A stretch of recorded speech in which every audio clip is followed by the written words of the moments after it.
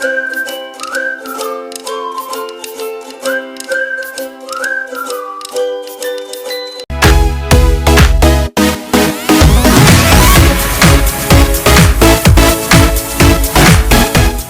Everyone, पृथ्वी और हमारा जीवन क्लास 6। आज हम पढ़ेंगे पाठ 5 मानचित्रण। हमारे देश तथा दुनिया में स्थित सड़कों, रेलों, कस्बों, समुद्रों, द्वीपों आदि की जानकारी मानचित्र तथा ग्लोब के माध्यम से करते हैं। हम पृथ्वी पर रहते हैं, इसलिए पूरी पृथ्वी को एक साथ नहीं देख सकते। इसके लिए हम पृथ्वी से मिलती जुलती आकृति का ग्लोब बनाते हैं। ग्लोब पर विश्व के सभी महाद्वीप और महासागर दिखाए जाते हैं जो हमें एक साथ नहीं दिखते। इसलिए ग्लोब से हम विश्व का मानचित्र तैयार करते हैं जिस पर हम पूरी दुनिया को एक साथ देख सकते हैं। मानचित्र समान रूप से पृथ्वी का या उसके किसी भाग का चपटी सतह समतल पर समान अनुपात में प्रदर्शन मानचित्र कहलाता है। मानचित्र पृथ्वी की सतह या किसी एक भाग का पैमाने की सहायता से समतल पर खींचा गया एक चित्र होता है। इसे गोलाकार ग्लोब की सहायता से कागज पर बनाया जाता है। आइए जानें, मानचित्र हमारे लिए कैसे उपयोगी है। मानचित्र आसानी से एक स्थान से दूसरे स्थान तक लाए और ले जाए जा सकते हैं। भूमि, सड़कें, रेलें, कस्बों और गांवों को ग्लोब की अपेक्षा मानचित्रों में अच्छी तरह से दिखाया जा सकता है। हम विश्व का अथवा इसके किसी एक भाग का मानचित्र तैयार कर सकते हैं और इसमें जो जानकारी चाहें उसे दिखा सकते हैं। मानचित्र के प्रकार। मानचित्र विभिन्न प्रकार के होते हैं जिनमें से कुछ को नीचे वर्णित किया गया है। भौतिक मानचित्र, राजनैतिक मानचित्र, थीमेटिक मानचित्र और चौथा है भूराजस्व मानचित्र। तो पहले यहाँ से पढ़ते हैं भौतिक मानचित्र। पृथ्वी के प्राकृतिक रूप जैसे पर्वत, पठार, मैदान आदि, महासागर आदि को दर्शाने वाले मानचित्रों को भौतिक मानचित्र कहा जाता है जो भौतिक चीज़ों को दर्शाते हैं। राजनैतिक मानचित्र राज्यों, नगरों, शहरों तथा गांवों और विश्व के विभिन्न देशों, राज्यों तथा उनकी सीमाओं को दर्शाने वाले मानचित्र को राजनैतिक मानचित्र कहा जाता है। थीमेटिक मानचित्र कुछ मानचित्र विशेष जानकारियाँ प्रदान करते हैं जैसे सड़क मानचित्र, वर्षा मानचित्र, वन तथा उद्योगों आदि के वितरण दर्शाने वाले मानचित्र इत्यादि। इस प्रकार के मानचित्र को थीमेटिक मानचित्र कहा जाता है।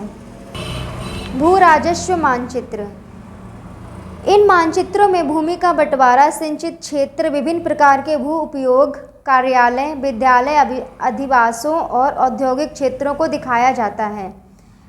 गांव, कस्बा, जिला, राज्य और देश को भी मानचित्र में दर्शाया जाता है।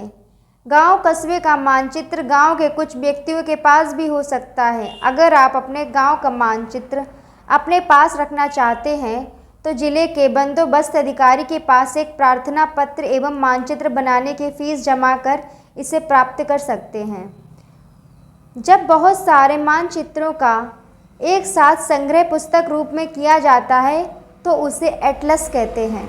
मतलब बहुत सारे मानचित्र एक जगह पर एक पुस्तक में रख दिए जाते हैं तो उसको एटलस कहते हैं। क्या आपने कभी सोचा है कि मानचित्रों में कौन कौन से घटक होते हैं जिनकी जानकारी मानचित्र को समझने के लिए आवश्यक होती है? आइए जानें। दिशा, दूरी, प्रतीक। दिशाएं। बहुत पहले लोग लंबी लंबी दूरियां पैदल, घोड़ों, ऊँटों, बैलगाड़ियों आदि के सहारे तय करते थे। समुद्री नाविक नावों और जलयानों पर बैठकर सागर पार किया करते थे। लंबे चौड़े रेगिस्तानों, घने जंगलों या समुद्र के बीच वे अक्सर रास्ता भटक जाते थे। तब दिशा जानने के लिए वे सूर्य की मदद लेते थे। उसे उगता देखकर पूर्व और अस्त होता हुआ देखकर पश्चिम दिशा पहचान लेते थे। लोग ध्रुव तारे से दिशाएं मालूम करते थे। यह तारा हमेशा आकाश में उत्तर दिशा में रहता है। देखिए चित्र 1.3। ये चैप्टर 1 में 1.3 चित्र दिया गया है। इसमें आप देख सकते हैं ये उत्तर दिशा में ये देख रही है, ठीक है। उत्तर दिशा में ये संकेतक है, ये सप्त ऋषि बना है। तो सप्त ऋषि के आखिरी की ये जो हैं दो तारे एक सीध में, उस सीध में हमको देखना है, तो यहाँ पे ये हमको ध्रुव तारा दिख जाएगा। इसकी मदद से वे बाकी दिशाएं भी पहचान लेते थे। दक्षिणी गोलार्ध के लोग भी आसमान में चमकते तारों से दिशाओं का अनुमान लगाते थे। आजकल हम लोग दिक्सूचक यंत्र की सहायता से दिशाओं की जानकारी करते हैं। दिक्सूचक यंत्र, कंपास की चुंबकीय सुई सदैव उत्तर दक्षिण दिशा में रुकती है। यह दिक्सूचक यंत्र, और यह आजकल का दिक्सूचक यंत्र जिसको कंपास बोलते हैं, ये कुछ इस तरह के होते हैं, ठीक है, ऐसे या ऐसे। मानचित्र में तीर एरो द्वारा दिशाएं दर्शाई जाती हैं। मानचित्र में ऊपर की ओर उत्तर दिशा और नीचे की ओर दक्षिण दिशा होती है। दाएं हाथ की ओर पूरब और बाएं हाथ की ओर पश्चिम दिशा होती है। इन चारों आधारभूत दिशाओं के ज्ञात होने से मध्यवर्ती दिशाएं उत्तर पूरब, दक्षिण पश्चिम तथा उत्तर पश्चिम दिशाएं आसानी से जानी जा सकती हैं। दिशा निर्देशक ये देखिए, ऐसे चारों ऊपर उत्तर, नीचे दक्षिण, इधर पश्चिम, इधर पूरब। तो यहाँ इनके बीच में क्या आ रहा है, उत्तर और पूरब के बीच में उत्तर पूरब, ये दक्षिण पूरब, ये दक्षिण पश्चिम, ये उत्तर पूरब, ठीक है। इस तरह से हम दिशाएं देखते हैं।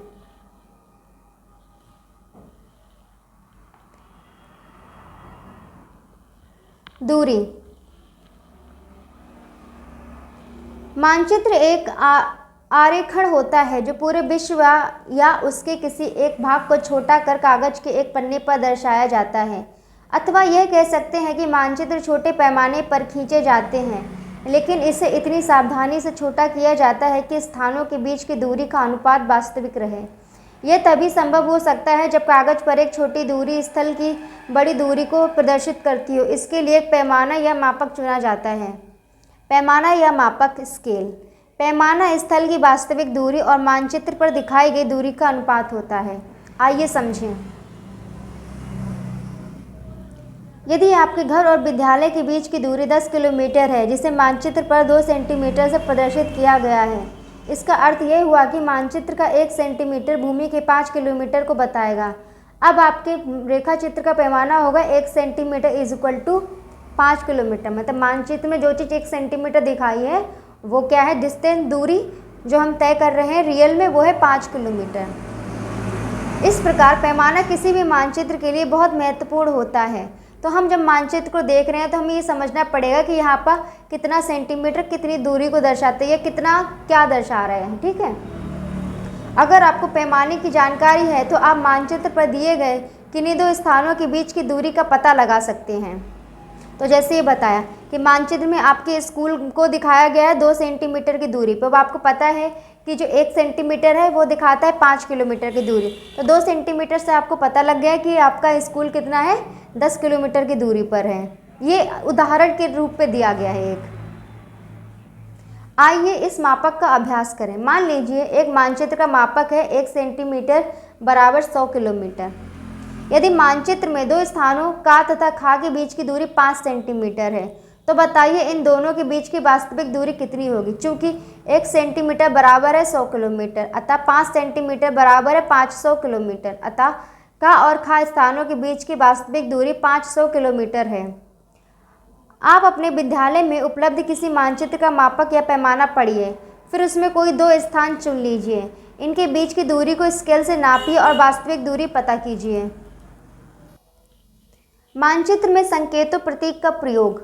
हम मानचित्र में किसी निश्चित वस्तु को हूबहू रूप में हमेशा नहीं दर्शा सकते, जैसे भवन, बांध, वृक्ष, नदियाँ, घाटी, पठार आदि। इसलिए हम इनको मानचित्र में दर्शाने के लिए संकेतों, अक्षरों, छायाओं, रंगों, चित्रों तथा रेखाओं का प्रयोग करते हैं। ये प्रतीक कम स्थान में अधिक जानकारी प्रदान करते हैं।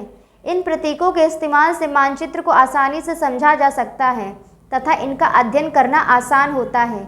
अगर आप किसी विशेष क्षेत्र की भाषा को नहीं जानते हैं और आप किसी से दिशाओं के बारे में नहीं पूछ सकते हैं, तब आप इन चिन्हों की सहायता से मानचित्र से जानकारी प्राप्त कर सकते हैं।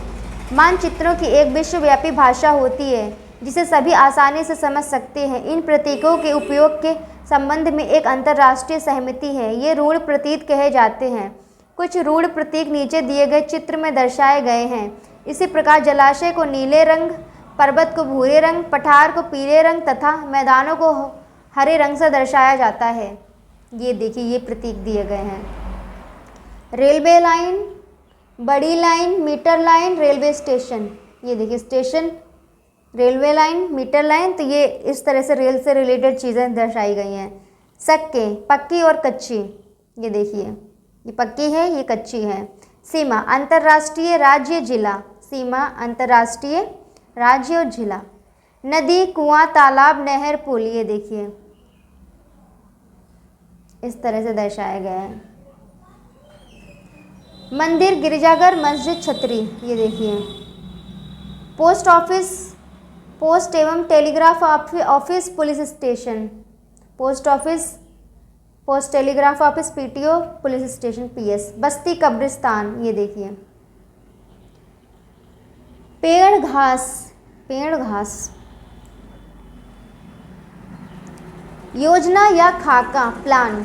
कभी कभी छोटे स्थान को विस्तार से दर्शाने की आवश्यकता होती है, इसके लिए एक योजना बनानी पड़ती है।